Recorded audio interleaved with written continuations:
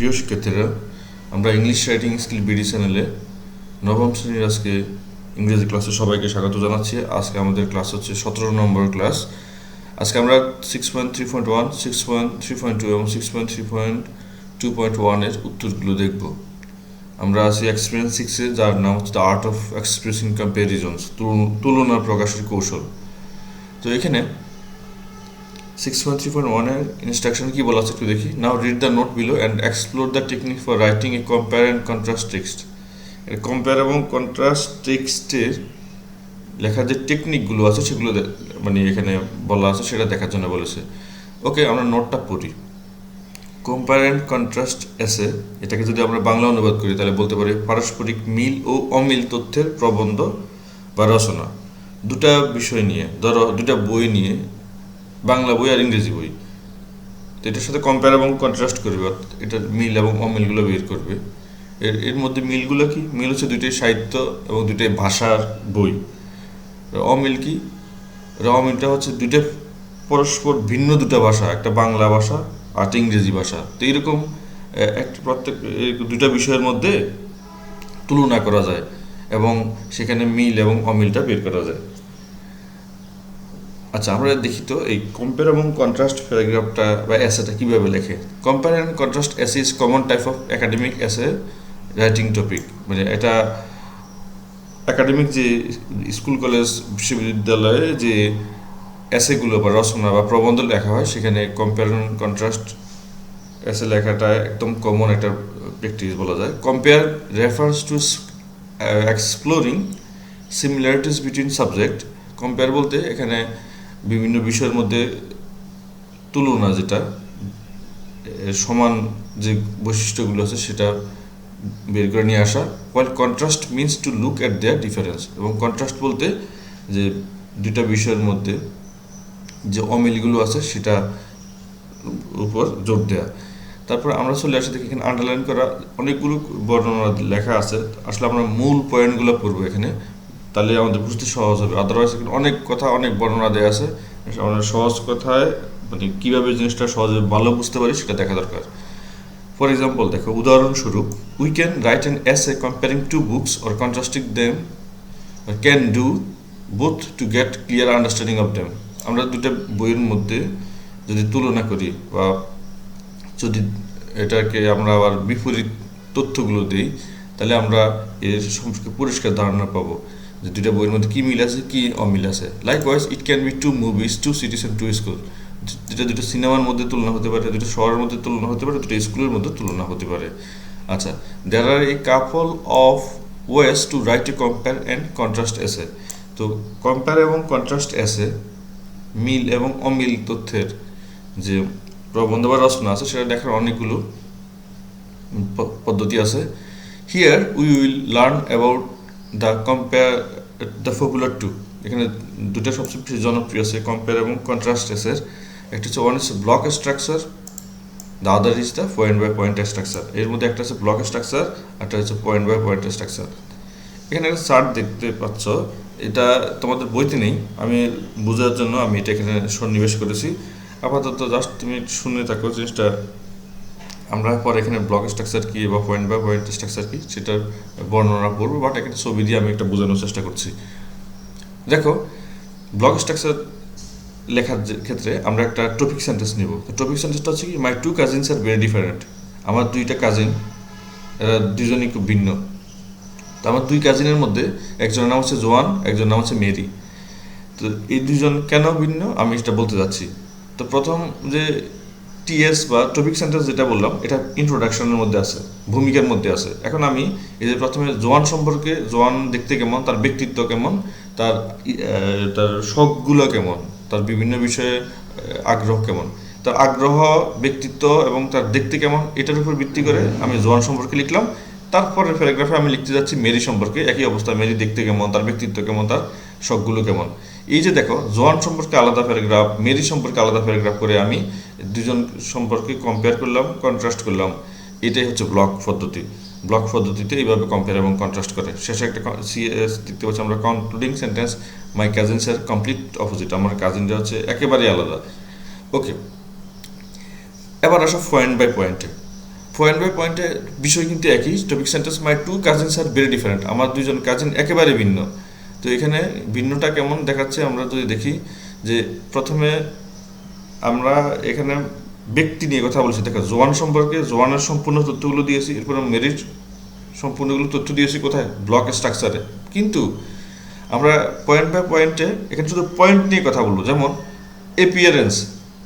Appearance হচ্ছে দেখতে কেমন, এই দেখতে কেমন, জোয়ান এবং মেরি দেখতে কেমন এটা লিখলাম। তারপর ব্যক্তিত্ব, ব্যক্তিত্ব লিখলাম কি জোয়ান এবং মেরি ব্যক্তিত্ব কেমন। হবি, তাদের শখটা কার কী রকম শখ সেটা মেরি এবং জোয়ানটা আলাদা করে লিখলাম। খেয়াল করে দেখো, প্রথমে লিখলাম ব্যক্তির সম্পর্কে সম্পূর্ণ তথ্য, এখন লিখছি আমরা একটা পয়েন্টে দুইজন মানুষের বিষয়গুলো আমরা এক জায়গায় করলাম। এভাবে দেখো তিনটা পয়েন্ট লিখলাম, তিনটা পয়েন্টে কি হলো, যে দুজন মানুষ আছে, দুজন মানুষ সম্পর্কে আমরা এই পয়েন্ট করে তিনটা পয়েন্ট করে তাদের সম্পর্কে লিখলাম। তাহলে পয়েন্ট বাই পয়েন্ট স্ট্রাকচার লেখার পদ্ধতি একরকম আর ব্লকে আরেক রকম। আচ্ছা, এখন আমরা চলে যাচ্ছি আসলে ব্লক স্ট্রাকচার সম্পর্কে আমরা কি জানি। This structure includes an introduction, two body paragraphs and a conclusion.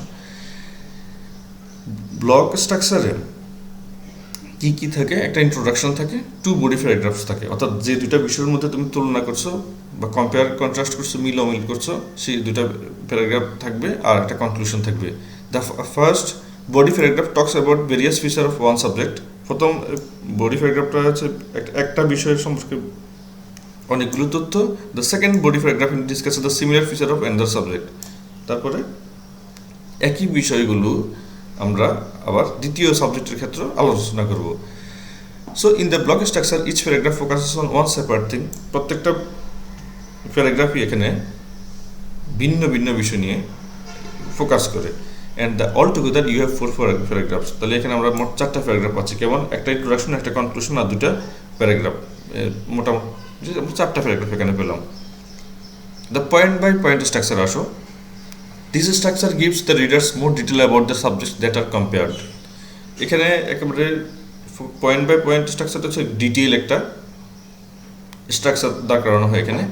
দেখো আমি যদি এখান থেকে পড়ি, you will get more than 2 paragraphs in the body. এখানে একাধিক সাধারণত প্যারা হবে পয়েন্ট বাই পয়েন্ট। পয়েন্ট নিয়ে কথা বলতে গেলে একটা দুইটা মানুষ বা দুটা বই, দুইটা শহর, দুইটা স্কুল নিয়ে যখন আমি কথা বলতে যাব, এরকম তফাৎ করতে যাব, তাহলে একাধিক পয়েন্ট আসে। তো এখানে বলছে যে কি, এখানে 2-এর অধিক প্যারাগ্রাফ হতে পারে। Each body paragraph talks about one point of comparison. একটা পয়েন্ট নেবে, এই পয়েন্টে এই যে দুইটা বিষয়, দুইটা স্কুল, দুইটা কলেজ অথবা দুইটা বই বা দুইটা ফল, এটা নিয়ে যখন তুলনা করা হয়, এভাবে মানে প্রত্যেকটা প্যারার মধ্যে আলাদা আলাদা আসবে। ফর এক্সাম্পল, উদাহরণস্বরূপ, if the first paragraph talks about one point of comparison, the second paragraph will focus on different point of comparison. তার মানে প্রথমে যদি এপিয়ারেন্স নিয়ে কথা বলে, দ্বিতীয়টাতে ব্যক্তিত্ব নিয়ে কথা বলছে, তৃতীয়টাতে আমরা দেখলাম তার ইন্টারেস্ট নিয়ে কথা বলা যায়।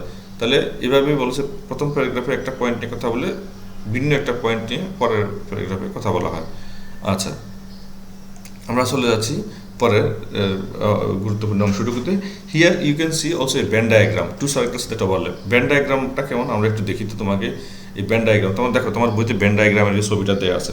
আমি আশা করি সবাই বই নিয়ে বসছে আজকে, তো বই না থাকলেও সমস্যা নেই, বাট এখানে দেখো ইয়েতে স্ক্রিনে ব্যান ডায়াগ্রামে দেখো এখানে টমেটো এবং অ্যাপেলের নিয়ে তুলনা করেছে। তো টমেটোর কিছু বৈশিষ্ট্য আছে, অ্যাপেলের কিছু বৈশিষ্ট্য আছে, আবার ফল হিসেবে দুটোরই কমন কিছু জিনিস আছে। টমেটো একটা হচ্ছে রেড ফ্লেশ, মানে এর চামড়াটা হচ্ছে লাল, মাসি, সেবরি। তারপরে হচ্ছে এদিকে অ্যাপল হচ্ছে হোয়াইট ফ্লেশ, সাদা চামড়া, ফার্ম এবং সুইট। আর ভেন ডায়াগ্রামের দেখো এই যে মাঝের অংশটা খেয়াল করছো, ফ্রুট, রাউন্ড, স্মুথ স্কিন, এটা হচ্ছে একেবারে দুইটাতে যে কমন যে বৈশিষ্ট্যগুলো আছে সেগুলো এক জায়গায় করে দেওয়া আছে। এটা হচ্ছে ওভারল্যাপিং পার্ট, এটা হচ্ছে ভেন ডায়াগ্রামটা। তো আমরা এখন আমাদের কি করতে বলছে আমরা দেখি এখানে। So first a rail journey. Now in the এখান থেকে পড়ি আমি। Now in the section where it overlaps, note the similarities and differences in the part of the circle that does not overlap. আচ্ছা, so first about a rail journey we can write a rail is spacious, seats are comfortable, less risky, eco friendly and have toilet facilities too. যদি আমাদেরকে একটা rail এবং বাস অর্থাৎ train এবং বাস নিয়ে compare এবং contrast করতে দেয়, তাহলে আমরা কি করব? প্রথমে আমরা রেলের অংশটুকু লিখব, তারপরে আরেকটা বৃত্ততে বাসের অংশটুকু লিখব, মাঝখানে যে অংশটুকু মিল আছে সেই অংশটুকু লিখব। দেখো, so first about rail journey we can right rail is spacious. Rail হচ্ছে একদম খোলামেলা, কারণ এক বগি থেকে আরেক বগিতে মানুষ হেঁটে যেতে পারে।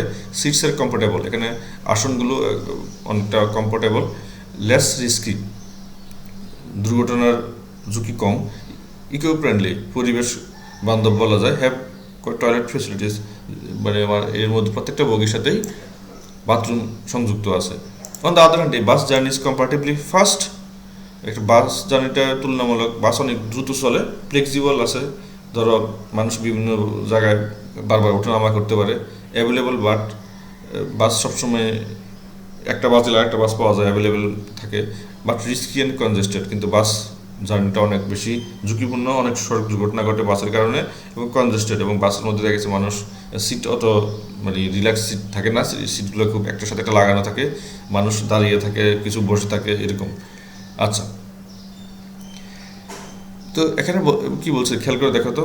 তারপরে and in the section overlaps let's write the similarities like both are land transport need money to travel, stop for right the certain stops. তো আমরা যদি এরকম বৃত্ত করি, তুমি যদি একটা বৃত্ত বানাও, প্রথমে আমরা রেলের বৈশিষ্ট্যগুলো লিখলাম, পরে আরেক অংশে বাসের বৈশিষ্ট্যগুলো লিখলাম, এবার ওভারল্যাপিং পার্ট লিখতে পারি কি, এগুলো হচ্ছে দুটি ল্যান্ড ট্রান্সপোর্ট, দুটো মানে ভূমিতে চলে এবং দুটাতে টাকা প্রয়োজন হয় চলার জন্য, এবং আরেকটা হচ্ছে কি নির্দিষ্ট স্টপসে, অর্থাৎ নির্দিষ্ট গন্তব্যগুলোতে সে থামে। এইভাবে আমরা ব্যান ডায়াগ্রাম বানাতে পারি। তোমাকে এখানে আসলে তোমাকে ব্যান ডায়াগ্রাম বানানোটা শেখালো। আচ্ছা, আমরা এরকম একটা ব্যান ডায়াগ্রাম বানিয়েছি, আমি তোমাকে দেখাচ্ছি, পরবর্তীতে পড়ার সুবিধাতে আমরা আবার এখানে আসবো। এখন আমি তোমাকে এক নজরটা দেখিয়ে রাখলাম। আচ্ছা, এখন আসো, আমাদেরকে একটা বাস জার্নি এবং রেল জার্নিতে সম্পর্কে কম্পেয়ার অ্যান্ড কন্ট্রাস্ট প্যারাগ্রাফ লিখতে বলেছে। তো এখানে তার লেখাটা শুরু করতে হবে কিভাবে, খেয়াল করে দেখো তো। Let's move forward and focus on the block structure. তোমাকে আগে বলে রাখি, এইখানে আমরা ব্লক স্ট্রাকচার এবং পয়েন্ট বাই পয়েন্ট স্ট্রাকচার নিয়ে দুটা এসে লিখব। তো ওরা ধাপে ধাপে আমাদেরকে দেখাচ্ছে কীভাবে লিখতে হয়, আমরা ঠিক সেই ধাপগুলো ফলো করব। প্রথম হচ্ছে a hook to grip the readers attention. Hook মানে কি, এই যে মাছ ধরার সময় দেখবে যে বড়শিতে যেরকম একটা হুকের মতো থাকে, ওটা কি করে মাছের দৃষ্টি আকর্ষণ করে। তো একটু এখানে পাঠকের দৃষ্টি আকর্ষণ করার জন্য তোমাকে একটা হুক ব্যবহার করতে হবে, মানে কি খুব একটা আকর্ষণীয় একটা সেন্টেন্স তৈরি করতে হবে, যেন সবাই প্রথম লাইন পড়ে বাকি লাইনগুলো পড়ার আগ্রহ দেখায়। তারপরে কিছু ব্যাকগ্রাউন্ড ইনফরমেশন লাগবে, ওই সাবজেক্ট যে বিষয় নিয়ে কথা বলছো, দুটো বিষয়ে, এবং ক্লিয়ার এবং ফোকাস থিসিস স্টেটমেন্ট লাগবে। থিসিস স্টেটমেন্ট কোনগুলো, যে মানে যে বিষয় নিয়ে কথা বলছো ওই বিষয়েরই একটা, মানে ওটাই হচ্ছে হুকের কি, ওটাই হচ্ছে মানে মূলত এখানে মনোযোগ আকর্ষণ করার যে বিষয়টা। আচ্ছা, for the essay the introduction maybe, একটা আমরা এসে লেখার জন্য আমাদের ইন্ট্রোডাকশনটা কেমন হবে। রেল অ্যান্ড বাস আর two common and most used transportation to travel in our country. Rail এবং বাস হচ্ছে আমাদের দেশে ভ্রমণ করার জন্য দুটা সবচেয়ে কমন এবং সবচেয়ে বেশি ব্যবহৃত ট্রান্সপোর্ট। আচ্ছা, বোথ আর ল্যান্ড ট্রান্সপোর্ট, দুটোই হচ্ছে মানে ভূমিতে চলাচল করে এরকম পরিবহন। Yet they different lot of ways, তারপর মানে দুটাতে অনেকগুলো মানে যদিও ভূমিতে চলে কিন্তু একটু ভিন্নতা আছে। Rail travel may take more time than bus travel. Rail ট্রাভেলটা বেশি সময় নেয় বাসে, but a journey by train is definitely more comfortable than a bus journey by bus. কিন্তু বাস জার্নি চেয়ে ট্রেন জার্নিটা অনেক বেশি কমফোর্টেবল বা আরামদায়ক। আচ্ছা, আমরা যদি এখানে খেয়াল করে দেখো তো, এখন প্রথমে আমরা দেখলাম এটা হচ্ছে ইন্ট্রোডাকশন, তাই তো? তোমার কাছে যদি বইটা থাকে দেখো, প্রথমে ইন্ট্রোডাকশন, এরপর আমরা বডি প্যারাগ্রাফ লিখবো, ফার্স্ট বডি প্যারাগ্রাফ। ঠিক আছে, দেখো, it's time to write the first body paragraph. এখন আমরা ফার্স্ট বডি প্যারাগ্রাফ লিখবো, মানে কি ব্লক স্ট্রাকচারের প্রথমে আমরা বাস নিয়ে কথা বলবো পরে, বা ট্রেন নিয়ে কথা বলবো, বা যে কোনো একটা নিয়ে প্রথমে কথা বললে পরে তার আর ভিন্নটা নিয়ে কথা বলে এরপর কনক্লুশনে যেতে হবে। আচ্ছা, তো here we will talk about rail travel and how it is similar to bus travel. এখানে আমরা রেল ট্রাভেল নিয়ে কথা বলবো এবং দেখাবো কীভাবে এটা similar. Let's start writing. Don't forget to use your ideas in the Venn diagram. বলছে ভেন ডায়াগ্রামটা বানিয়ে তোমার আইডিয়াগুলো এখানে শেয়ার করো। তাহলে দেখো, প্রথমে আমরা এই ভেন ডায়াগ্রামটা আমি তোমাদের জন্য বানিয়েছি। তো তুমি যদি দেখো, প্রথমে বাস সম্পর্কে বলছি কি, বাস মোর ট্রাভেল টাইম, আর uncomfortable journey, risky journey, no inside bus facilities. অর্থাৎ বাস অনেক সময় লাগে, কারণ বাস বারবার থামায়, খালি প্যাসেঞ্জার তোলে নামায়, কিন্তু ট্রেন টেনে চলে যায়। আনকমফোর্টেবল জার্নি, বাস জার্নি দীর্ঘ লম্বা জার্নির জন্য বাস পুরোটাই আনকমফোর্টেবল, লম্বা জার্নি বাসে করা খুব কঠিন। রিস্কি জার্নি, সড়ক দুর্ঘটনা বেশিরভাগ ঘটে হচ্ছে তোমার বাসের কারণে। নো ইনসাইড বাস ফেসিলিটি, বাসের ভিতরে কোনো ফেসিলিটি নেই বললে চলে, ধরো ওয়াশরুম ফেসিলিটি নেই, খাবার তেমন ফেসিলিটি থাকে না। এখন রেলের বৈশিষ্ট্যগুলো কি? ফাস্ট ট্রাভেল টাইম, রেল অনেক দ্রুত চলে এখন। কমফোর্টেবল জার্নি, রেলের জার্নিটা অনেক বেশি আরামদায়ক, সেফ জার্নি এবং নিরাপদ। ইনসাইড ট্রেন ফেসিলিটিস, ট্রেনের ভিতরে ওয়াশরুম আছে, তারপরে ওখানে খাবার কিনতে পাওয়া যায়, আবার নামাজ পড়ার জায়গা আছে। মানুষ চাইলে বিরক্ত হয়ে গেলে এক বগি থেকে দাঁড়িয়ে আরেক বগিতে যে হাঁটা চলা করতে পারে। এখানে সিমিলারিটিসগুলো কি দেখো, আমরা দুটার সম্পর্কে বললাম। এখন ভেন ডায়াগ্রামের ওভারল্যাপিং পার্ট, যে মাঝখানের অংশটা দেখো, এটাতে সিমিলারিটিস বলছে ক্রাউডি অ্যান্ড পিক পকেটিং। এই দুখানে হচ্ছে তোমার খুবই ভিড় থাকে এবং পকেট মারের উৎপাত থাকে লোকাল ট্রেনগুলোতে। অবশ্য ইন্টারসিটি ট্রেনে এই সমস্যা থাকে না। Local and intercity service, bus এবং ট্রেনে দুটোরই আসলে লোকাল এবং ইন্টারসিটি আছে। অনলাইন টিকিট বুকিং, এখন দুই জায়গাতেই তোমার অনলাইনে টিকিট বুকিং করা যায়। আচ্ছা, তা আমরা প্রথমে দেখলাম ভেন ডায়াগ্রামটা দেখলাম এবং বুঝলাম। এখন প্রথমে আমরা সিমিলারিটিস নিয়ে কথা বলবো। আচ্ছা, people always travel by rail and bus. মানুষ সবসময় রেল এবং বাসে ভ্রমণ করে। Both of them are public land transportation, দুইটাই হচ্ছে গণপরিবহন। দে আর অলওয়েজ ক্রাউডি, সবসময় ভিড় থাকে এগুলোতে। They also have risk of pickpocketing, এগুলোতে পকেট মারের মানে ঝুঁকি থাকে, পকেট মারের উপদ্রব থাকে। So passengers always need to be careful about their belongings, তাই সবসময় প্যাসেঞ্জারদেরকে একটু কি থাকতে হয়, সাবধানে থাকতে হয়, তাই না? হ্যাঁ, আমরা অনেকের এই ধরনের অভিজ্ঞতা, বাজে অভিজ্ঞতা আছে। তাই আমরা সিমিলারিটিসগুলো নিয়ে এখন একটু কথা বললাম। তো বইতে কী বলছে খেয়াল করে দেখো। Now it's you turn to write rest two similarities following the Venn diagram. আরও দুটো সিমিলারিটিস নিয়ে লিখতে বলেছে, দেখো আমরা সেটা লিখছি। Both rail and bus have local intercity service. Bus এবং ট্রেন দুইটারই কিন্তু তোমার ইন্টারসিটি সার্ভিস আছে। কেমন দেখো, ঢাকা কমলাপুর স্টেশন থেকে এখন যেমন কুমিল্লার উদ্দেশ্যে বা ঢাকার উদ্দেশ্যে যে বাসগুলো যায়, সেগুলোতে সরাসরি এগুলো খুব একটা পথে কোথাও স্টপেজ দেয় না। আর আবার সে কমলাপুর স্টেশন থেকেই তোমার যে ট্রেন যায় একেবারে চট্টগ্রামের উদ্দেশ্যে বা কক্সবাজারের উদ্দেশ্যে, এগুলোর মানে মূল যে শহরগুলো সেগুলোতে ধরে। তোমার এই একেবারে প্রত্যেকটা স্টেশন লোকাল ট্রেন যেরকম বিরক্ত করে ফেলে এই ধরনের না। তার মানে বাস এবং ট্রেন দুটারই তোমার লোকালও আছে, ইন্টারসিটিও আছে। ইন্টারসিটি মানে হচ্ছে আন্তনগর, মানে শহর, খালি বড় বড় শহরগুলোতে থামে। Such as metro rail is a local train for the people of Dhaka city, capital city Dhaka. Dhaka শহরে মেট্রো রেল আছে, এটা শুধু ঢাকার জন্য, এটা local. Along with that, city service only bus gives service around the city just for the city dwellers. এখানে ঢাকা শহরে city service বাস আছে, সবাই জানো, যেগুলো শহরের এই মাথা থেকে ওই মাথা চলাচল করা যায়, মেট্রো রেলের মতোই। Intercity gate lock bus and train service is also popular in Bangladesh. আবার এই শহরের মধ্যেই যে অবশ্য ইন্টারসিটি যেগুলো আছে এক শহর থেকে আরেক শহরে গেট লক বাস এবং ট্রেন সার্ভিস আছে দুটারই। Now it people can book seat of bus and rail online. এখন তো ঘরে বসে যে সহজ.com আছে, আরও কী কী যেন সার্ভিস আছে, অনলাইনে বাস এবং ট্রেন দুইটাই বুকিং করা যায়। যদিও বাটফারদের উপদ্রবের কারণে এখন দেখা গেছে অনলাইন টিকিট পাওয়া যায় না ঠিক করে, ঈদের সময় তো ওটা পাওয়াই যায় না, but they have to go to station right on time physically and to avail the service. কিন্তু এই যথাসময়ে স্টেশনে পৌঁছতে হয় এই সার্ভিসটা পাওয়ার জন্য। Local bus and rail carry standing passengers as there are more passengers than seat capacity everywhere. Local bus এবং ট্রেনের একই বৈশিষ্ট্য, বেশি পরিমাণ মানুষ, যতটা না সিট তার চেয়ে বেশি মানুষ উঠে এবং দাঁড়িয়ে থাকে, সিট ক্যাপাসিটি সে বেশি, এটাই বলছে। ওকে, বলছে let's move to the second body paragraph. এখন দ্বিতীয় বডি প্যারাগ্রাফটা আমাদেরকে লিখতে বলছে। Here we will write about bus travel and how they are different from rail travel. এখন আমরা ডিফারেন্সটা দেখাবো, বাস ট্রাভেল কীভাবে, ট্রেন ট্রাভেল সে different. Travelling by bus is usually faster than a train. বাসে চললে বলা হচ্ছে ফাস্টার, ট্রেনে সে চলে, but sometimes the bus needs more time to reach the destination places because of traffic jams. কিন্তু দেখো বাস এই কথা সত্য, কারণ ট্রেন অনেক বড় একটা পরিবহন, অনেক লম্বা একটা পরিবহন, সেক্ষেত্রে বাস ছোট্ট একটা, মানে বাস হচ্ছে ট্রেনের একটা বগির সেও তার অর্ধেকটা সাইজের।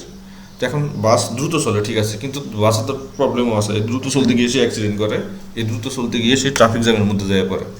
On the other hand the train has its own path, কিন্তু ট্রেনের অপরপক্ষে ট্রেনের নিজস্ব লাইন আছে, সে ওই লাইনে চলে, and there is no traffic jam at all, ওখানে কোনো জ্যামের বিষয় নেই। ইনস্টেড অফ বিং ফাস্টার, দ্রুত যাওয়া আছে, the bus is sometimes slower than the train. তারপরে অনেক সময় বাস স্লো যায়, যেহেতু তার নিজস্ব কোনো পথ নাই, সে অনেক একটা বাস তো আর এক লাইনে চলবে না, অনেকগুলো বাস চলে, সে আরও স্লো যায়। তো বইতে বলছে now add 2 more points following the Venn diagram, আমাদেরকে এখানে আরও 2টা পয়েন্ট যোগ করতে বলছে, তাই তো আমরা এখন 2টা পয়েন্ট যোগ করি। দেখো, ইন এডিশন টু কনভেনিয়েন্স, সুযোগ সুবিধা সেও rail travel also offers a high level of comfort. Rail ভ্রমণটা একেবারে খুব ভালো মানের, উঁচু মানের আরাম দিয়ে থাকে। Mini trains also offer amenities such as onboard dining options. অনেক ট্রেনে তো খাবার দাবারই করা যায়, ডাইনিং অপশন এটাই বলা হচ্ছে, নাস্তা কিনে, যে নাস্তা নিয়ে আসে কিনে খাওয়া যায়। ওয়াইফাই কানেক্টিভিটি, অনেক ট্রেন যেগুলো আছে ওয়াইফাই প্রদান করে, অ্যান্ড পাওয়ার আউটলেটস, এবং মোবাইল চার্জ দেওয়া যায়। Ensuring that the passenger can stay connected and entertain through out the trip, পুরোটা ভ্রমণ যেন খুব মজা করে কাটাতে পারে সেই অবস্থাটা থাকে। Since bus is comparatively short in size, যেহেতু বাস সাইজে ছোটো, দেয়ার আর বাম্পিং, অনেক বেশি দেখা গেছে ঝাঁকি হতে থাকে পিছনের সিটগুলোতে, and vibration to the create a unstable ride. দেখা গেছে চাকার উপরে বরাবর বসলে বা পিছনে বসলে সমানে, পিছনে বসলে তো মনে হয় যে একদম তুলে ফেলবে উপরের দিকে ঝাঁকি দিয়ে, একবার তুলে আসার মানে আবার বসা, এই টাইপের। No movement and washroom facility available in the bus journey, bus জার্নিতে তেমন কোনো নাড়াচড়ার সুযোগ নেই, ওয়াশরুম ফেসিলিটি তো নাই। Bus journey is unsafe also due to rise of road accident around the year. সারা বছরে বাস জার্নিতে যে পরিমাণে সড়ক দুর্ঘটনা ঘটে, এটা আনসেফ বলা যায়। Okay, now we will write the conclusion paragraph. আমরা এখন একটা কনক্লুশন প্যারাগ্রাফ লিখবো। কনক্লুশন প্যারাগ্রাফ লিখতে কী করতে হবে? রিস্টেট দ্য থিসিস, আগে যে কথাগুলো বলছি সেই কথাগুলো অবশ্যই এখানে আবার ফিরে আসবে। Restate the points of comparison, এবং যে তুলনাগুলো করেছে সেটা আবার ফিরে আসবে এই কনক্লুশনের মধ্যে সংক্ষিপ্ত আকারে। তো আমরা দেখি, to conclude we can say it is clear that people use rail and bus for travelling different places for their advantage and disadvantage. সুবিধা অসুবিধা যাই হোক, মানুষ তার নিজের প্রয়োজনে বাস এবং রেল ব্যবহার করে থাকে। দে হ্যাভ সিমিলারিটিস, তাদের মিল আছে, but they are different in many ways, কিন্তু আবার মিল আছে, আবার ভিন্নতাও আছে তাদের মধ্যে। Like travelling by train is more comfortable, less risky and eco friendly than travelling by bus. So in my opinion, to my opinion, travelling by rail is preferable than travelling by bus. তো বাসে ভ্রমণ করা আছে, train ভ্রমণ করাটা কেন এখানে তোমার পছন্দনীয় সেটা বলা হলো। আমি এটা অনুবাদ করলাম না এই অংশটুকু, কারণ হচ্ছে আমরা উপরে বলে আসছি। এখন আসো, আচ্ছা, নাও রাইট দ্য হোল এসে and share it with your groups. ক্লাসে যদি তোমাকে এটা HW দেয় স্যাররা, তো তুমি এটা এখান থেকে পুরোটা তুলে, যে আমরা লিখে দিয়েছি, পুরোটা লিখে তুলে ক্লাসে তুমি প্রেজেন্টেশন করতে পারো। আচ্ছা, এখন আসো এটাকে আমরা পয়েন্ট বাই পয়েন্ট স্ট্রাকচার লিখতে হবে। বইয়ে আমাদেরকে যেভাবে ইনস্ট্রাকশন দিচ্ছে আমরা সেভাবে দেখি কী করতে হবে। প্রথমে পয়েন্ট বাই পয়েন্ট লিখতে ইন্ট্রোডাকশন আর একটা ইন্ট্রোডাক্টরি প্যারাগ্রাফ থাকবে এখানে। ইন্ট্রোডাক্টরি প্যারাগ্রাফ থাকার পরে কী করতে হয়? পয়েন্ট অফ কম্প্যারিজন 1, প্রথমে একটা বডি প্যারাগ্রাফ, প্রথম প্যারাগ্রাফে আমরা যে পয়েন্ট অফ কম্পারিজন 1 নিয়ে আসবো, point of comparison 2, point of comparison 3, অর্থাৎ যেটা নিয়ে আমরা কম্পেয়ার করব, যে পয়েন্টের উপরে দুইটা বিষয়কে আমরা কম্পেয়ার করব সেটা নিয়ে আসবো। মোট 3টা পয়েন্ট অফ কম্পারিজন দিব এখানে, শেষে একটা কনক্লুশন দিব। আচ্ছা, এখন দেখো তো, write your introduction paragraph here. First body প্যারাগ্রাফে আমরা কি করতে যাচ্ছি খেয়াল করে দেখো। সবার আগে অবশ্যই আমাদেরকে আবার সেই মানে কি বলবো এটাকে, ভেন ডায়াগ্রামটা একটু দেখে নেওয়া দরকার, তাই না? আমরা ভেন ডায়াগ্রামটা একটু দেখে নিলাম, এখন আমরা লিখতে যাচ্ছি। আমাদের টপিকটা হচ্ছে এখানে rail journey is more comfortable than the bus journey. আচ্ছা, your first body paragraph may look like this. আচ্ছা, কেমন বলছে ফার্স্ট বডি প্যারাগ্রাফটা কেমন দেখাতে পারে আমরা একটু দেখি। Comfort is a primary concern of people when they travel from one place to another. মানুষ যখন এক জায়গা থেকে আরেক জায়গায় যাবে, তার মধ্যে সবচেয়ে বড় যে বিষয়টা আছে সেটা হচ্ছে আরাম। তা আরাম করে যাওয়া গেলে ওই যাওয়াটাই হচ্ছে একটা punishment. Specially it is a long journey, যদি এটা দীর্ঘ একটা ভ্রমণ হয়। দ্য ট্রেন ইজ স্পেসিয়াস, ট্রেনটা অনেক বেশি প্রশস্ত, খোলামেলা, and has more luggage space. Luggage space বলছে কি, বসার একটু হাঁটা চলা যেমন করা যায়, আবার সিটে বসেও পাটা একটু লম্বা করে দেওয়া যায়। পিপল ক্যান মুভ ফ্রিলি, মানুষ ফ্রি মুভ করতে পারে if they need and don't need to be stuck to their seat, এবং তাদের সিটের মধ্যে টানা লম্বা সময় ধরে বসে থাকতে হয় না, মাঝে মধ্যে তারা একটু ফ্রিলি মুভ করতে পারে। ইন কন্ট্রাস্ট, অপরপক্ষে the bus is congested and if there is a little space for legs and hand luggage. মানে বলা হচ্ছে কি, দেখো বাসটা হচ্ছে খুবই কনজেস্টেড, অনেক ভিড় থাকে, জ্যাম থাকে, খুব কম জায়গা থাকে আর কি, পায়ে নড়ানোর জন্য হ্যান্ড লাগেজ রাখা যায় না। এমন লোকাল বাস আছে, বসে মনে হচ্ছে নিজের হাঁটুগুলো নিজে কোলে নিয়ে বসে আছে, ওই নড়াচড়ার উপায় নেই, পাটা বাঁকা করে বসে আছে, এটা এই টাইপের। হ্যান্ড লাগেজ যেটা নিলে এটা কই নিচে বক্সে দিবে না মাথার উপর ওই যে রাখার জায়গাতে রাখবে না। আমরা প্রায় সময় দেখি যে আইল সিটটা মাঝখানে যে লম্বা করে যে ফাঁকা থাকে, ওই জায়গার মধ্যে মানুষ এই জিনিসগুলো রাখতে হয়। Passengers don't have any option but to sit in their seats, মানুষের তো কোনো উপায় নেই, ওই সিটের মধ্যে বসতে হয়। If it is long distance journey, যদি এরকম লম্বা দূরত্বে জার্নি হয়, sometimes the elderly passengers get sick, বয়স্ক যারা প্যাসেঞ্জার আছে এরা দেখা গেছে অসুস্থ হয়ে যাচ্ছে। So it's clear that both transports have their distinct feature. দেখা গেছে দুই ধরনের বাহনের কিছু বৈশিষ্ট্য আছে are different from each other, এবং এগুলো একটা থেকে আলাদা। আচ্ছা, না write your body paragraph two here, আমাদেরকে বলছে দ্বিতীয় বডি প্যারাগ্রাফ যে অংশটা আছে সেটা এখানে লিখতে বলছে। তো আমরা এখন লিখি, তো দেখি কেমন আছে, কেমন হয়। Okay, when considering convenience both rail and bus travel have their pro and cons. Pro and cons মানে হচ্ছে এর পক্ষে বিপক্ষে কথা। যখন আমরা বাস এবং ট্রেন ভ্রমণ নিয়ে কথা বলবো, তো দুটো সুযোগ সুবিধার বিষয় যখন আসবে, তাহলে পক্ষে বিপক্ষে অনেক কথাই থাকে। Rail travel is known for its punctuality when with trains generally adhering to strict schedules. দেখো, রেল সার্ভিসটা মধ্যে পাঞ্চুয়ালিটি আছে, সময় যে সময় অনেক ছাড়ার কথা, বিশেষ করে ইন্টারসিটি ট্রেনগুলো সেই সময় ছাড়ে। যদি বাংলাদেশের প্রেক্ষাপটে এই কথাটা মিলানো কঠিন, তাও মাঝে মধ্যে সময় মতোই চলে। বেশিরভাগ সময় ট্রেন ঝামেলা করে না। সকালবেলা যে ট্রেনগুলো যায় এগুলো খুবই আন্তনগর ট্রেনগুলোর সময় মতো ছেড়ে যায়, এবং ওই শিডিউল যেটা থাকে ওটার মধ্যে স্ট্রিক্টলি লেগে থাকে। অ্যাডহেয়ার মানে লেগে থাকা। আচ্ছা, additionally many train stations are located in the heart of cities. তো রেল স্টেশনগুলো সবগুলো দেখা যাচ্ছে শহরের মূল অংশে বা একদম কেন্দ্রস্থলে অবস্থান করে। Making it easier to access popular tourist attraction or transfer to other modes of transportation.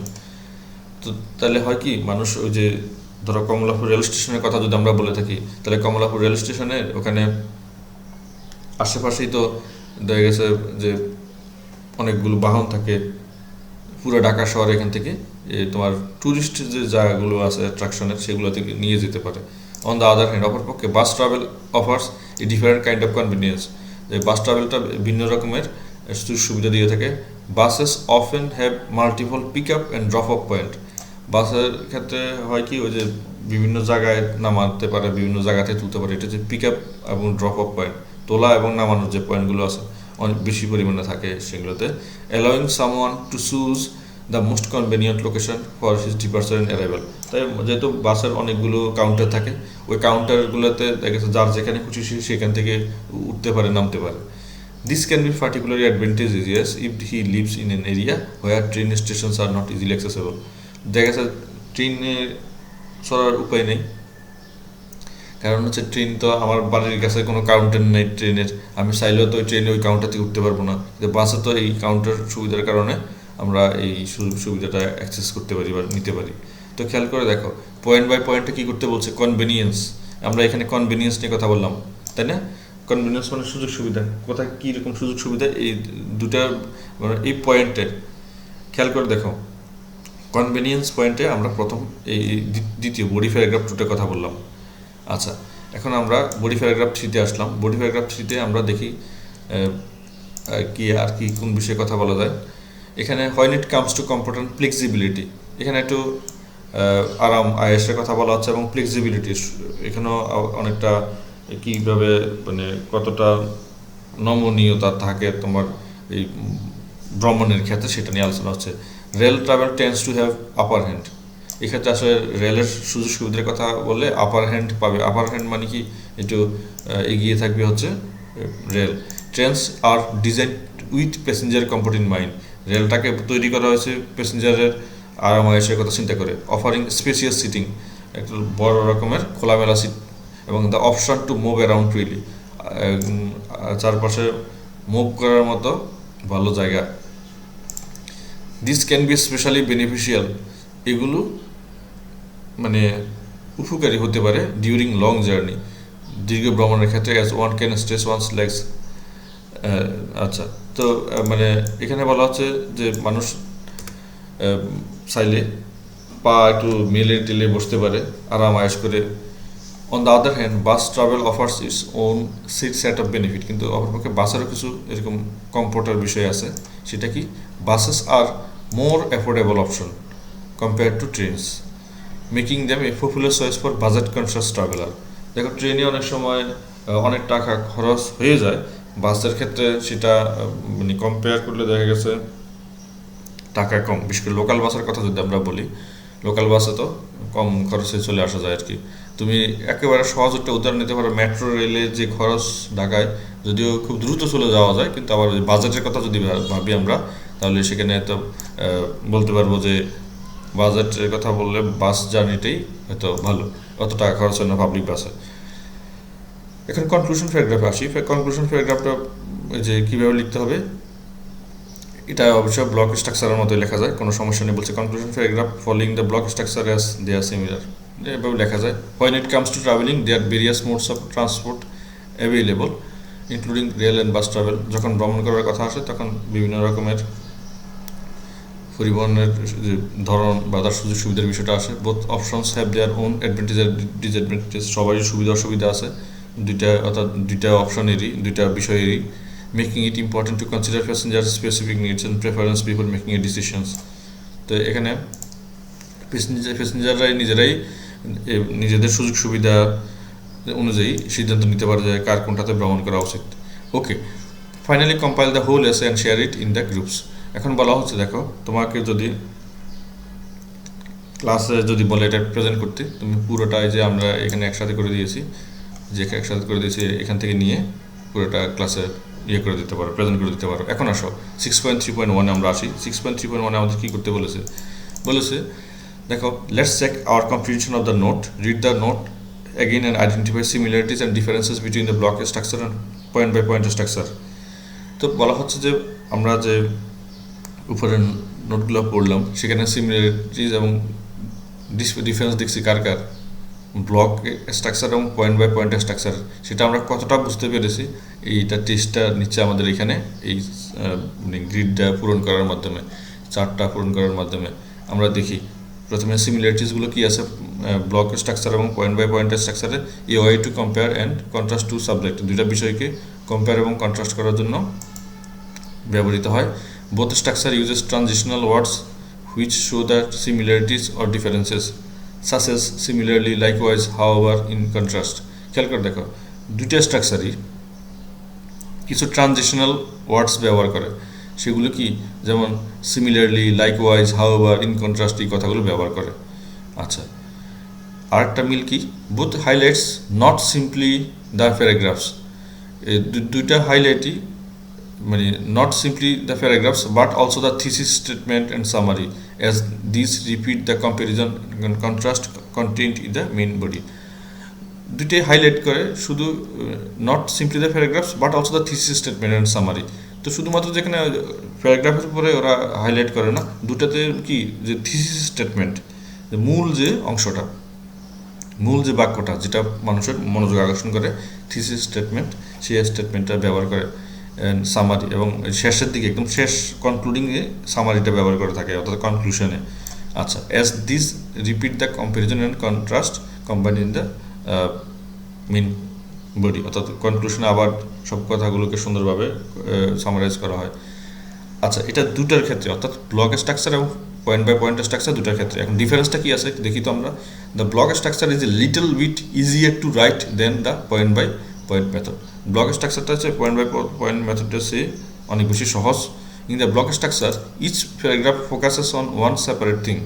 এই ব্লক স্ট্রাকচার কী করে, প্রত্যেকটা প্যারাগ্রাফে ফোকাস করে কিসের উপরে, একটা ভিন্ন বিষয়ের উপরে। In point by point paragraph each body paragraph talks about one point of comparison.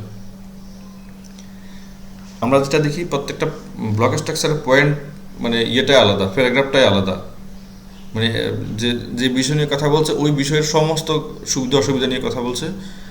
কিন্তু পয়েন্ট বাই পয়েন্ট স্ট্রাকচারে হয় কি, প্রত্যেকটা বডি প্যারাগ্রাফে শুধু একটা পয়েন্ট অফ কম্প্যারিজন, একটা পয়েন্ট নিয়ে দুটা বিষয়ের কি কি মিল আছে অমিল আছে সেটা নিয়ে কথা বলে। The point by point structure gives the readers more detail about the subject that are compared. Point by পয়েন্টে আসলে ডিটেইল একটা আলোচনা হয়, যেহেতু পয়েন্ট ধরে ধরে আলোচনা করা হয় সে কারণে। এখন আসলে 6.3.2-তে কী করতে বলছে আমাদের, read the text and ask and answer the following questions in parent groups, letter share your responses with the class. তো এখানে আমাদের করতে বলছে কি, এই যে নিচে যে প্যাসেজটা আছে এটা পড়ার জন্য। খেয়াল করো ছবিটা আমরা একটু দেখি। ছবিতে দেখতে পাচ্ছি আমরা কি, অর্গানিক কম্পোস্ট আর নন অর্গানিক ফার্টিলাইজার। এটা টমেটো গাছের মতো দেখতে পাচ্ছি। টমেটো গাছের মধ্যে এখানে গোবর সার দেওয়া হচ্ছে একটা ছবিতে, আর একটা ছবিতে তোমার ফার্টিলাইজার মানে কীটনাশক মারার জন্য যে সারগুলো দেওয়া হয় বা কেমিক্যাল ফার্টিলাইজার দেওয়া হচ্ছে। আচ্ছা, এই প্যাসেজটা বোঝার জন্য আমাদেরকে আগে দুইটা শব্দ বোঝা দরকার। একটা হচ্ছে অর্গানিক ফুড আর একটা নন অর্গানিক অথবা ইনঅর্গানিক ফুড। আমি বাংলায় বলে দিচ্ছি যেন প্যাসেজটা বুঝতে পারো, কারণ এখানে অনেকগুলো কঠিন শব্দ থাকবে। এটা হচ্ছে প্রথমটা হচ্ছে অর্গানিক। অর্গানিক দেখো, অর্গানিক ফুডটা হচ্ছে জৈব খাদ্য বা অর্গানিক ফুড হলো সেই সব খাবার যা উৎপাদনে কোনো ধরনের রাসায়নিক সার, অ্যান্টিবায়োটিক, হরমোন বা কীটনাশক ব্যবহার করা হয় না। আর অজৈব খাদ্য বা নন অর্গানিক ফুড কোনটা, সেটা হচ্ছে যা প্রচলিত খাদ্য হিসেবে পরিচিত, সাধারণত কীটনাশক বা কৃত্রিম সার ব্যবহার করে জন্মানো হয়। বাংলাদেশে আমরা যত খাবার খাই এখন তার 98% হচ্ছে এই অজৈব খাদ্য বা নন অর্গানিক। কৃষকরা তাড়াতাড়ি করে মানে জিনিসপত্রের দাম তো এমনি বেশি, আরও বেশি করে দেখা গেছে মানুষের চাহিদা পূরণ করার জন্য হোক আর লাভের জন্য হোক, তারা দ্রুত ফসল ফলাতে গিয়ে কীটনাশক দিচ্ছে, সার ব্যবহার করছে। এটাই হচ্ছে তোমার অজৈব খাদ্য, যদি ওটা পরিবেশের জন্য মানব দেহের জন্য অনেক ক্ষতিকর। আমরা এখন এই সম্পর্কে পড়তে যাচ্ছি। এটা দেখো, তোমার সামনে যদি বইটা থাকে বইটা নিয়ে বসতে পারো, আর হচ্ছে অথবা যদি you can also take help from this video. The demand for organic foods has increased in the last 20 years। গত 20 বছরে এই অর্গানিক খাদ্য যেটা জৈব খাদ্যের চাহিদাটা বেড়েছে। The US and many European markets have not at increased sales. America এবং বিভিন্ন ইউরোপিয়ান যে মার্কেটগুলো আছে সেখানে এর সেলসটা বেড়েছে বা এর বিক্রি বেড়েছে। The increase can be attributed to the views of many consumers that organic foods are safer, tastier and healthier than non organic foods. তো বলা হচ্ছে দেখো, এখানে বিভিন্ন কনজিউমার যারা আছে, মানে তুমি আমি আমরা এক ধরনের কনজিউমার মানে কি, ভোক্তা। যারা বিভিন্ন খাবার বিভিন্ন পণ্য ভোগ করে তারাই ভোক্তা। তো আমরা হচ্ছে এখন মানুষের কাছে অর্গানিক খাবারটা কেন বেশি জনপ্রিয়, অর্গানিক মানে জৈব চাষ থেকে প্রাপ্ত, সেটা কেন অনেক বেশি সেফার, এর মধ্যে কীটনাশক না থাকার কারণে মানে মানুষ অন্তত এই যে কত মানুষ কত রোগে হার্টের সমস্যা ভুগছে, তারপর লিভারের সমস্যায় ভুগছে, কিডনি ড্যামেজ হয়ে যাচ্ছে কেন? এই যে তোমার নন অর্গানিক খাবারের মধ্যে প্রচুর পরিমাণ কেমিক্যাল দেওয়া হচ্ছে, মানে খাবারগুলোকে তাড়াতাড়ি চাষ করার জন্য, খাবার ফ্রেশ রাখার জন্য, অ্যাট্রাকটিভ দেখানোর জন্য। সেই কারণে মানুষ এখন এই অর্গানিক খাবার চাচ্ছে, যেটা হচ্ছে সেফার, নিরাপদ, টেস্টিয়ার, বেশি স্বাদ এবং হেলদিয়ার, স্বাস্থ্য মানে কর যেটা বলা যায় আমরা। আচ্ছা, besides that organic foods pose less environmental pollution risk than non organic food. তো এখানে দেখো তো যে অর্গানিক ফুডটা কি করে, কম পরিবেশের ঝুঁকি তৈরি করে। একটা গাছের মধ্যে যদি তুমি গোবর সার দাও, তাহলে তোমাকে আর কেমিক্যাল ফার্টিলাইজার বাজার থেকে কিনে দিতে হলো না। এই কেমিক্যাল ফার্টিলাইজারটা উৎপাদন থেকে শুরু করে ব্যবহার পর্যন্ত পুরোটাই হচ্ছে পরিবেশের জন্য ক্ষতিকর।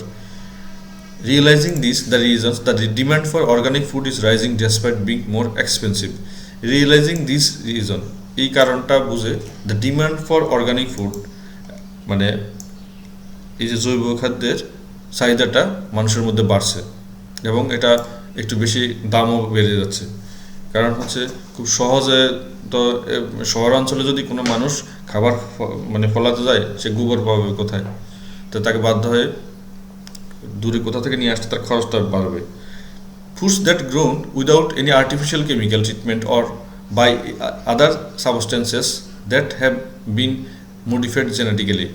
আচ্ছা, এখানে দেখো তো, foods that are grown without artificial chemical, যে খাবারগুলোকে কৃত্রিম কেমিক্যাল ব্যবহার ছাড়া ফলানো হয় এবং বাই আদার সাবস্টেন্স, এবং অন্য অতিরিক্ত কোনো উপাদান দিয়ে ফলানো হয় না, that have been modified genetically, মানে জিএম ফুড না। তো আসলে জিএম ফুডটা কি একটু বোঝা দরকার আমাদের। জেনেটিক্যালি মডিফাইড হলো উদ্ভিদের জিনকে মডিফাই বা পুনর্বিন্যাস করে ওই উদ্ভিদের ফলন বাড়ানো বা প্রতিকূল পরিবেশের বিপরীতে সুস্থভাবে বেড়ে ওঠে অধিক ফলন দানের উপযোগী করে তোলার লক্ষ্যে কোনো ফসলের বংশগতি পরিবর্তন করা। এখন বংশগতি পরিবর্তন করে অনেক ফসল ফলানো হচ্ছে। যত পরিমাণ হাইব্রিড খাবার দেখো বাজারে, হাইব্রিড লাউ, হাইব্রিড বেগুন, হাইব্রিড আলু থেকে শুরু করে মানে সমস্ত খাবারই তো হাইব্রিড হয়ে যাচ্ছে। এই যে হাইব্রিড খাবারগুলো হচ্ছে জেনেটিক্যালি মডিফাইড খাবার, ঠিক আছে? তো আর refer to organic food. Organic ফুডগুলো কোনগুলো? যেগুলোতে জেনেটিক্যালি মডিফাইড থাকবে না, আবার যেগুলো কেমিক্যাল ব্যবহার থাকবে না, সেটাই হচ্ছে তোমার অর্গানিক ফুড বা জৈব খাবার। A food product that is free of any artificial additives such as preservative, flavoring, sweetener and coloring is known as organic food. Organic food কোনগুলো? যেগুলোতে আর্টিফিশিয়াল অ্যাডিটিভ থাকবে না। আর্টিফিশিয়াল অ্যাডিটিভ কোনগুলো? ওই যে প্রিজারভেটিভস। প্রিজারভেটিভস কি? ধরো খাবার সংরক্ষণ করার জন্য যেটা দেওয়া হয়, তোমার এই যে চিপসের প্যাকেটের মধ্যে, চিপসের এই আলু যেন মসমসে থাকে, এর মধ্যে একটা প্রিজারভেটিভ দেওয়া হয়। আচার কিনছি বাজার থেকে আমরা, আচার যেন দীর্ঘদিন যাবত টিকে থাকে, নষ্ট না হয়, এর মধ্যে একটা প্রিজারভেটিভ দেওয়া হচ্ছে, যেটা মানবদেহের জন্য পুরোই ক্ষতিকর, ফ্লেভার দেওয়া হচ্ছে। ম্যাঙ্গো জুস খাই আমরা, বাচ্চাদের খুবই পছন্দ, তাই না? এই ম্যাঙ্গো জুসের মধ্যে কখনোই দেখা গেছে আমের জুস দেওয়া হয় না, কখনোই আমের জুস দেওয়া হয় না, পুরোটাই ফ্লেভার দিয়ে কেমিক্যাল মেরে পানির সাথে গুলাইয়ে এই যে তোমার জুস বানানো হয়। সুইটনার দেখা গেছে আর্টিফিশিয়াল। আমি একবার একটা ওষুধ খেলাম, আমার কাছে মনে হলো নারকেল, একদম নারকেলের স্বাদ। যতবার ডেকুর উঠতেছিল ততবার মনে হচ্ছিল আমার এই যে ফ্লেভার পাচ্ছিলাম আমি, নারকেলের ফ্লেভার, একটা ওষুধ। তার মানে এটা তোমার আলাদা রকমের কোনো একটা কেমিক্যাল দেওয়া হচ্ছে, যেটার কারণে তোমার মনে হচ্ছে যে এটা নারকেলের মতো। অ্যান্ড সুইটনার, যে বিভিন্ন রকমের জিনিস ইউজ করে খাবারটাকে মিষ্টি বানাচ্ছে। অ্যান্ড কালারিং, অ্যাট্রাকটিভ রকমের কালার বানাচ্ছে, এই যেগুলোতে থাকে না আর কি, বলা হচ্ছে free of any artificial additives. যেগুলো আর্টিফিশিয়াল অ্যাডিটিভস থাকে না সেগুলো organic food. On the other hand, foods grown using chemicals are labelled as inorganic food. যেটা কেমিক্যাল মেশানো হয়, অপরপক্ষে যেগুলোতে কেমিক্যাল মেশানো হয় সেগুলো হচ্ছে inorganic food. Organic foods according to many studies, মানে অনেক গবেষণা দেখা গেছে ইয়েতে অর্গানিক ফুডটা কি আছে, have high quantities of antioxidant আছে। According to many studies have high quantities of antioxidants. আসলে এখানে অর্গানিক ফুডের মধ্যে অধিক পরিমাণে অ্যান্টিঅক্সিডেন্ট থাকে। অ্যান্টিঅক্সিডেন্টটা কি, আমরা যদি অ্যান্টিঅক্সিডেন্ট সম্পর্কে পড়ি, অ্যান্টিঅক্সিডেন্ট একটি পদার্থ যেমন ভিটামিন সি বা ই, যা একটি জীবের বা মানুষ সম্ভাব্য ক্ষতিকর জারক এজেন্টদের ছড়িয়ে ফেলে। আচ্ছা, এটা খাবারের মধ্যে মানবদেহে যে ক্ষতিকর জিনিসগুলো আছে অ্যান্টিঅক্সিডেন্ট, সেগুলোকে বের করে দেয়। Compare to non organic food, non organic ফুডের মধ্যে এই অ্যান্টিঅক্সিডেন্টটা থাকে না। সার্টেন টাইপস অফ মাইক্রোনিউট্রিয়েন্ট, মাইক্রোনিউট্রিয়েন্টটা এখন কি, সেটা হচ্ছে জীবন্ত প্রাণীর স্বাভাবিক বৃদ্ধি ও বিকাশের জন্য অল্প পরিমাণে প্রয়োজনীয় রাসায়নিক উপাদান বা পদার্থ, এটা হচ্ছে micronutrient. Certain types of micronutrients such as iron, zinc and vitamin C are higher in organic food than non-organic food. তো তোমার এখানে দেখেছে অর্গানিক ফুডের মধ্যে কী কী থাকে, আয়রন থাকে, জিঙ্ক থাকে, ভিটামিন সি থাকে, যেটা নন অর্গানিক ফুডের মধ্যে থাকে না। Organic foods with high antioxidants are helpful for the body due to their role in reducing the risk of developing chronic illness. Organic ফুডের মধ্যে উঁচু মাত্রার অ্যান্টিঅক্সিডেন্ট থাকে, যেটা খুবই উপকারী কার জন্য, আমাদের মানব দেহের জন্য। যে কী করে সেটা রিস্ক কিসের, মানে ক্রনিক যে রোগগুলো থাকে সেগুলো থেকে আমাদেরকে হেফাজত করে। আর নন অর্গানিক যে ফুডগুলো আছে সেগুলোতে থাকে কেমিক্যাল, যেটাতে খাইলে আমাদের এই ক্রনিক সমস্যা, ক্রনিক প্রবলেম হয়। কি ক্রনিক সমস্যা কোনগুলো, ধরো দীর্ঘদিন যাবতে ডায়াবেটিস লেগে আছে, হার্টের সমস্যা লেগে আছে, প্রেশারের সমস্যা লেগে আছে, এটা হচ্ছে ক্রনিক ইলনেস। ক্রনিক মানে হচ্ছে যেটা লম্বা সময় ধরে চলতে থাকে, এটাকে ক্রনিক বলে। নন অর্গানিক ফুডস কন্টেন্ট সাম টক্সিক পেস্টিসাইড, নন অর্গানিক ফুডের মধ্যে কিছু টক্সিক পেস্টিসাইড আছে। মানে টক্সিক পেস্টিসাইড কোনগুলো, পেস্টিসাইডটা কি দেখো, পেস্টিসাইড মানে হচ্ছে কীটনাশক, যেটা ধান খেতে বা ফসলের খেতে পোকা দমন করার জন্য দেওয়া হয়। Such as cadmium which is absent in case of organic food, organic ফুডের মধ্যে ক্যাডমিয়ামের থাকে না কখনো। There also exist considerable difference between organic and non organic foods in their appearance.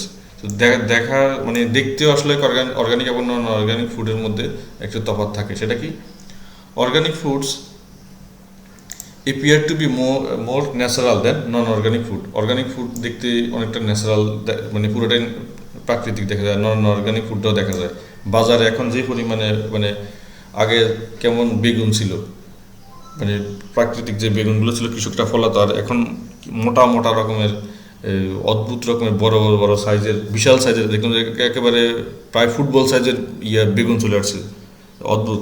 এটা কখনোই ছিল না, মানে হাইব্রিড যে জেনেটিক্যালি মডিফাইড যে খাবারগুলো, এগুলো দেখতে এরকম রং আলাদা, মানে এগুলো সাইজ আলাদা। তারপরে হচ্ছে যে এই শীতের সময় দেখা গেল বাজারে পাতাকপি, আমরা আজ চিরকাল দেখে আসছি হচ্ছে সবুজ রঙের, এখন পাতাকপিও দেখলাম যে 2 থেকে 3 রঙের। হলুদ রঙের পাতাকপি আমি জীবনে প্রথম দেখলাম। তারপরে দেখলাম যে বেগুনি রঙের পাতাকপি, এই ফুলকপি একই অবস্থা। মানে খাবারের ক্ষেত্রে অনেক বেশি মানে ভেরিয়েশন চলে আসছে এই নন অর্গানিক সাবস্টেন্স দিয়ে এগুলোতে কীভাবে যেন সব পরিবর্তন করে দিচ্ছে। Non organic foods because of chemical use attain almost perfect shapes in contrast to organic foods imperfect and natural appearances. তো নন অর্গানিক ফুড করে কি, কেমিক্যাল ইউজ দিলে খুব এর মধ্যে অ্যাটেইন অলমোস্ট পারফেক্ট শেপ, একেবারে এগুলো দেখতে ঝকঝকে চকচকে এবং খুবই অ্যাট্রাকটিভ দেখায়। কিন্তু প্রাকৃতিক যে খাবারগুলো এগুলো এতটা অ্যাট্রাকটিভ থাকে না, ওগুলো দেখতে এত সুন্দর থাকে না, কিন্তু স্বাস্থ্যের জন্য ভালো। আর হাইব্রিড যে জিনিসগুলো আসছে, কেমিক্যাল মেরে মানুষকে খাবারের মধ্যে, এগুলোকে এত বেশি আকর্ষণীয় করে তোলে। দেখলাম যে ড্রাগন ফ্রুটস আছে বাজারে ড্রাগন ফ্রুটসের মধ্যে মানুষ এই যে রং ঢুকাচ্ছে, এটাকে আবার পরে দেখলাম যে ওকে পুলিশে ধরছে। মানুষ এই যে সেটা অনেক বেশি অ্যাট্রাকটিভ দেখানোর জন্য। Organic animal food also have significant difference from their counterparts. তো অর্গানিক অ্যানিম্যাল যে খাবারগুলো আছে সেগুলো মানে নন অর্গানিকের চেয়ে কিছু বৈশিষ্ট্য আলাদা আছে। Organic dairy products have high level of omega-3 acid and organic meat has low level of saturated fat. Organic যে ডেয়ারি প্রোডাক্টগুলো আছে সেগুলো কি? ধরো ডেয়ারি প্রোডাক্ট বলতে আমরা দুধ, দই জাতীয় খাবারগুলো আছে সেগুলোকে বোঝাচ্ছি। এগুলোতে বেশি কি থাকে? ওমেগা 3 ফ্যাটি অ্যাসিড থাকে। এবং organic meat has low level of saturated fat. Saturated fat কি? ঘি, মাখন, নারকেল, palm oil, cake, biscuit, burger, sausage, cheese, cream, pizza, ice cream, মাংসের চর্বি প্রভৃতিতে পাওয়া যায় এই স্যাচুরেটেড ফ্যাটটা। মানে যেটা এটা খুবই মানে কোনোটা স্বাস্থ্যের জন্য অবশ্যই ভালো না saturated fat. Organic chemical food with omega 3 fatty acid will have health benefit. কিন্তু ওমেগা 3 যে ফ্যাটি অ্যাসিডটা আছে এটা স্বাস্থ্যের জন্য মানুষের ভালো। On the contrary non organic animal foods may increase health risk. দেখে স্বাস্থ্য ঝুঁকি বাড়ায়, নন অর্গানিক কেমিক্যাল ফুডগুলো স্বাস্থ্য ঝুঁকি বাড়ায়। টু সাম ইট আপ, উপসংহারে আসে, there are some similarities in the nutritional content between organic and non organic food substance. Organic এবং নন অর্গানিক, জৈব এবং অজৈব যে খাদ্য যে দ্রব্য এগুলোতে কী হয়? কিছু সিমিলারিটিস আছে, সাম সিমিলারিটিস ইন নিউট্রিয়েন্ট কন্টেন্টস। তো পুষ্টির কথা যদি আমরা বলি, পুষ্টির কথাতে তোমার এই অনেকটা ডিফারেন্স আছে অর্গানিক এবং নন অর্গানিকে। However there are several considerable difference in the number of antioxidant as well as other mineral present in organic and non-organic foods. অ্যান্টিঅক্সিডেন্টের কথা বলা হচ্ছে, এটা এই পয়েন্টটা মানে অর্গানিক এবং নন অর্গানিকে কনসিডারেবল ডিফারেন্স তৈরি করে আর কি। আসলে দুটার ক্ষেত্রে কী পরিমাণ পার্থক্য তৈরি হয়। Generally speaking, organic foods are more helpful for preventing chronic illness since they contain higher quantities of antioxidant than non-organic foods. Organic ফুডটা বেশি হেল্পফুল কেন? ফর প্রিভেন্টিং ক্রনিক ইলনেস, এই যে লম্বা সময় ধরে অসুস্থতা তৈরি করে না অর্গানিক খাবার, যেহেতু এগুলোতে অধিক পরিমাণ অ্যান্টিঅক্সিডেন্ট আছে, কিন্তু নন অর্গানিক ফুডের মধ্যে সব নেই। Additionally organic foods have fewer nutrients and pesticide residues like cadmium that are dangerous to human health and at high concentration than non-organic food. তো বলা হচ্ছে অর্গানিক ফুডের মধ্যে অল্প পরিমাণ নাইট্রেট আছে এবং পেস্টিসাইড রেসিডিউ শব্দটা হচ্ছে অবশিষ্ট, মানে এর মধ্যে যেহেতু কীটনাশক ব্যবহার করা হয় না তাই এর মধ্যে ক্যাডমিয়ামও থাকে না, স্বাস্থ্য ঝুঁকি তৈরি করে না, থাকে হচ্ছে নন অর্গানিক ফুডে। Organic foods further have higher levels of omega 3 fatty acid than non-organic food, which has more positive effect on health. Organic food কি আছে? উঁচু মাত্রায় ফ্যাটি অ্যাসিড আছে, মানে ওমেগা 3 ফ্যাটি অ্যাসিড, যেটা স্বাস্থ্যের জন্য ভালো। আর নন অর্গানিক ফুডের মধ্যে এসব নেই এবং সেটা পজিটিভ হেলথে মানে এক ভূমিকা রাখে। আমরা কোশ্চেনে আসি, যদি দেখি, in which structure is this essay written? Explain your response with example. কোন স্ট্রাকচারে এই প্যাসেজটা লেখা হয়েছে? তা আমরা দেখি, আনসারটা হচ্ছে this essay is written in point by point structure. এই অ্যাসেসটা পয়েন্ট বাই পয়েন্ট স্ট্রাকচারে লেখা হয়েছে। In each paragraph there are comparison and contrast of points regarding organic and non-organic food. Organic এবং নন অর্গানিক ফুডের যে বিষয়ে এখানে নানান রকমের পয়েন্ট আনা হয়েছে। How many body paragraphs are there in the essay? আমাদের আনসার হচ্ছে, বলছে এই এখানে কয়টা বডি প্যারাগ্রাফ আছে। তো আমরা দেখতে পাচ্ছি উপসংহার এবং ভূমিকা ছাড়া দুইটা বডি প্যারাগ্রাফ আছে, একটা বডি প্যারাগ্রাফ বড়, একটা বডি প্যারাগ্রাফ ছোট। তো আমরা বলছি there are two body paragraphs in this essay. What are the points of comparison the writer has used in this essay? এখানে পয়েন্ট অফ কম্প্যারিজনটা কি আছে, অর্থাৎ মিলের যে এখানে যেগুলো আছে সেগুলো কী কী, পয়েন্ট অফ কম্প্যারিজনটা কী কী আছে এই অ্যাসেতে। The writer uses two points of comparison like presence of artificial additives or chemical and health benefits. আমরা দেখলাম যে প্রথমটাতে একেবারে কেমিক্যাল নিয়ে অনেকগুলো কথা বলা আছে, তো সেখানে আমরা প্রথম প্যারাগ্রাফে আর্টিফিশিয়াল অ্যাডিটিভস কেমিক্যাল নিলাম, দ্বিতীয়তে হেলথ বেনিফিট স্বাস্থ্য সুবিধা নিলাম। ঠিক আছে, এই দুইটা বিষয় নিয়ে কথা বলেছে point of comparison. How many similarities and differences between organic and non-organic foods are talked about in the essay? কি পরিমাণ এখানে সিমিলারিটিজ এবং ডিফারেন্স আছে কিসে? অর্গানিক এবং non organic food talk about in the এসে। মোট কয়টা জানতে চাচ্ছে, কয়টা সিমিলারিটিস এবং ডিসিমিলারিটিস নিয়ে কথা বলা হয়েছে এই এসেতে, সেটা জানতে চেয়েছে। তো আমরা যদি আনসার দেখি, 4 similarities and differences like presence of artificial additives, quantities of antioxidant, appearance, health benefit between organic and non-organic foods are talked about in the essay. এখানে অর্গানিক এবং নন অর্গানিক ফুডের বিষয়ে মূলত 4টা বিষয়, আর্টিফিশিয়াল অ্যাডিটিভ এবং quantities of antioxidant, appearance দেখতে কেমন, আর স্বাস্থ্য সুবিধা, এই 4টা বিষয় নিয়ে কথা বলা হয়েছে। Do you think the writer has shared his opinion in the essay? লেখক এখানে তার নিজের মতামত দিয়েছে, এটা কিন্তু মনে হয় তোমার? If yes, explain your answer. তো আমরা বলতেছি yes I think in the development of topic সেন্টেন্সটা ডেভেলপ করতে এবং কনক্লুডিং প্যারাগ্রাফে writer has shared his opinion, writer এখানে তার নিজের মতামতটা দিয়েছেন। Does the writer restate the thesis and point of comparison in the conclusion? লেখক কি যে থিসিস স্টেটমেন্ট এবং পয়েন্ট অফ কম্প্যারিজনটা আছে কনক্লুশনের মধ্যে, সেটাকে রিস্টেট করছে কিনা? আমরা বলছি yes, the writer restate the thesis and points of comparison in the conclusion. আমরা ব্যাখ্যা দিচ্ছি কীভাবে। At the last paragraph the writer shows same similarities and differences in brief. সংক্ষেপে আবার তিনি মিল অমিলগুলো তুলে নিয়ে আসছেন, সেই কারণে আমরা বলতে পারি he restated the thesis. If you want to add a body paragraph, যদি একটা এখানে বডি প্যারাগ্রাফ যোগ করতে চাও, what will be your point of comparison? এখানে মানে পয়েন্টটা কি কম্প্যারিজনের, যেটা তুলনা করা হচ্ছে। If you want to add a body paragraph, তোমাকে যদি একটা বডি প্যারাগ্রাফ যোগ করতে বলে, সেটা কি হবে? তা আমি বলছি I would either at the point of cost, এখানে কস্টের কথাটা বলেনি, মানে অর্গানিক ফুড এবং নন অর্গানিক ফুডের ফলাতে কী পরিমাণ খরচ হয় সেটা নিয়ে বলবো, অথবা আমি বলবো যে the point of effect on environment, পরিবেশের উপরে কে কোনটা কেমন ভূমিকা রাখে সেটা নিয়ে কথা বলার সুযোগ আছে, এখানে পয়েন্ট অ্যাড করা যায়। তো এই বলছে, ওরা জানতে চাইছে কোনো পয়েন্ট অ্যাড করতে হলে তুমি কি পয়েন্ট অ্যাড করবো। তা আমি বললাম যে কস্টের পয়েন্ট অথবা এনভায়রনমেন্টের বা পরিবেশের উপরে কী প্রভাব ফেলে সেই পয়েন্টটা আমি এখানে অ্যাড করবো। 6.3.2.1-এ আসি আমরা। এখানে কি বলছে দেখো, read the essay again and identify the following characteristics of the compare and contrast.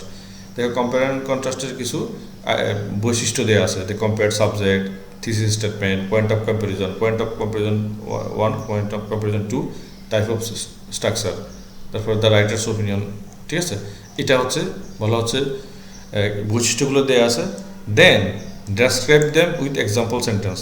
আসলে তুমি এটা কতটা ভালো বুঝেছো সেটা যে শেষে একটা এক্সাম্পল সেন্টেন্স আছে, এক্সাম্পল সেন্টেন্স দিয়ে এটা বুঝাতে বলেছে। তো আমরা বুঝাচ্ছি এখন। দেখো দ্য কম্পেয়ার্ড সাবজেক্ট, কম্পেয়ার্ড সাবজেক্টটা কি এখানে, the increase can be attributed to the views of many consumer that organic foods are safer and tastier and healthier than inorganic food. এটা বইতে করে দিয়েছে, দেখো প্রথম ইয়েটা বইতে লিখে দেওয়া আছে। বইতে বর্ণনা করছে কি, ফ্রম দিস সেন্টেন্স, এই সেন্টেন্স থেকে we understand that the essay compares and contrast organic food and inorganic food. এই এসেটা অর্গানিক এবং ইনঅর্গানিক ফুডের মধ্যে কম্পেয়ার করছে।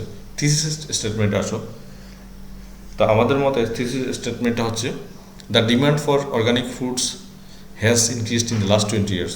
এটা আমরা থিসিস স্টেটমেন্ট ধরতে পারি, বিগত 20 বছরে আমাদের এখানে অর্গানিক ফুডের চাহিদাটা বেড়েছে মানুষের মধ্যে। কেন?